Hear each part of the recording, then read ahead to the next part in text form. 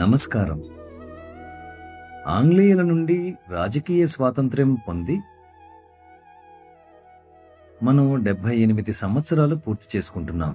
ఈ ముఖ్యమైన సందర్భాన్ని మనమంతా కలిసి సంబరంగా జరుపుకునే సమయంలో మన కృతజ్ఞతను చూపడం మర్చిపోకూడదు.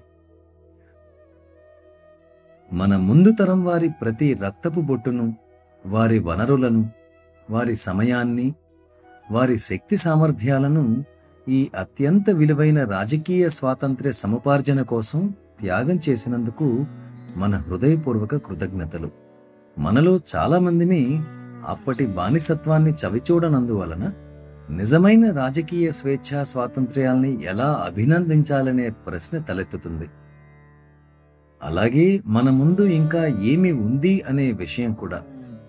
మన భారతదేశం పేరెన్నికగన్న రాజకీయ స్వేచ్ఛకు అతీతంగా వ్యక్తిగత స్వేచ్ఛ వరకు. వ్యక్తిగత స్వేచ్ఛ అనేదాన్ని ఎలా సాధించాలి?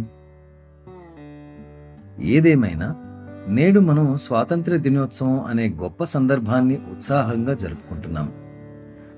ప్రియమైన మన భారతదేశానికి సంకేతమైన మన త్రివర్ణ పతాకం మనందరినీ మతాలకు, ప్రాంతాలకు, కులాలకు, జాతులకు అతీతంగా సమైక్యపరుస్తుంది.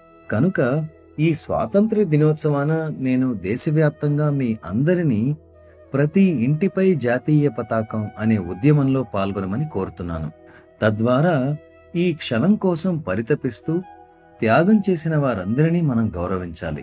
మన గత సంఘర్షణలకు జ్ఞాపక చిహ్నంగా, నిరంతరం పనిచేసేందుకు ఒక ప్రేరణగా ఒక త్రివర్ణ పతాకాన్ని ఇంటికి తీసుకువచ్చి ఆగస్టు 15 వరకు దాన్ని ఎగురవేయండి. దృఢమైన, సుసంపన్న, ప్రగతిశీల, సమైక్య భారతదేశం దిశగా నిరంతరాయంగా పరిశ్రమించండి. జై హింద్.